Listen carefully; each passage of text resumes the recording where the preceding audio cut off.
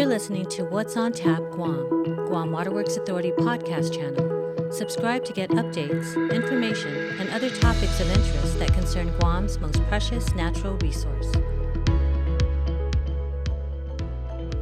Hi, this is Miguel Bordallo, General Manager of the Guam Waterworks Authority. So a lot of you have questions about how the recovery is going, and there's a few that I'd like to go over this morning. The first is, what causes restored locations to go down or offline? There's a couple different reasons for this.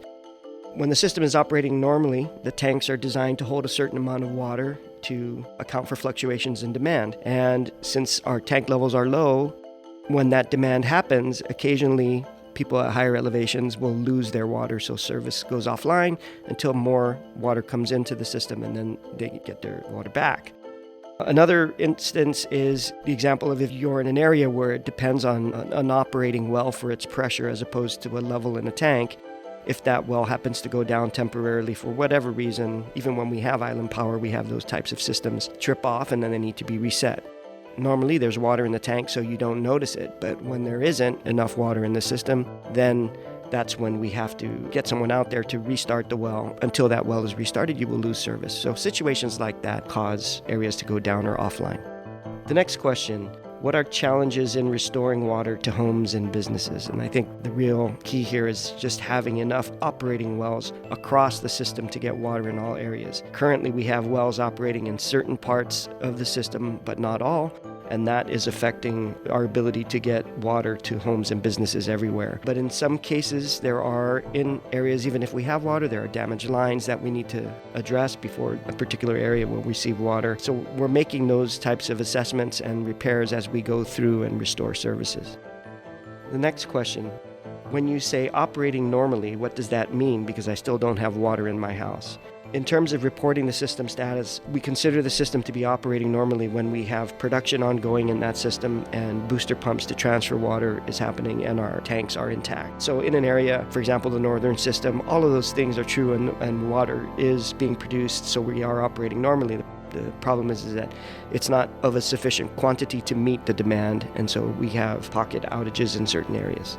What is meant by a precautionary boil water notice?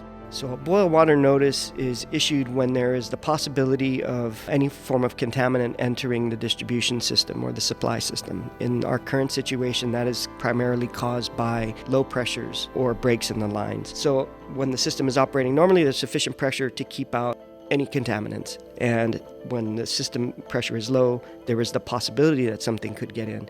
Doesn't mean it's happening, but it could because of the pressure in our system, and that's why we have a precautionary boil water notice.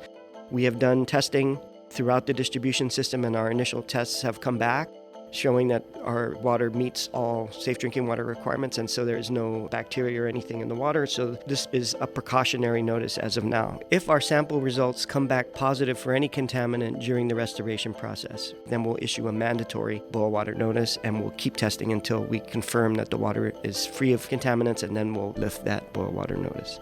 Next question is, what is a Flexitank and how does it support public water stations?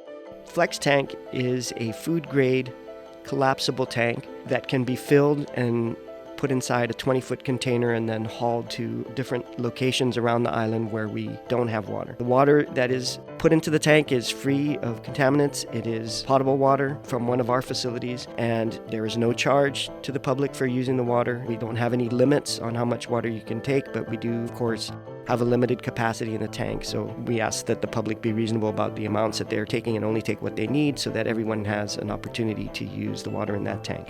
As those stations are used, the tank becomes empty. We will refill it and relocate it at that site if they have not already received water service. And if they have received water service at that site, then we will locate it to another site. And so we're trying to be real flexible about how we use these tankers. So a lot of people are asking, where can I get the most up-to-date information on water and wastewater? So one of these is new. You can go to guamwaterworks.org/Mawar Updates and see our latest information on a webpage. You can also call our customer service number at 671-647-7800, or you can check us out on Facebook, Instagram, YouTube, and now our new GWA podcast channel.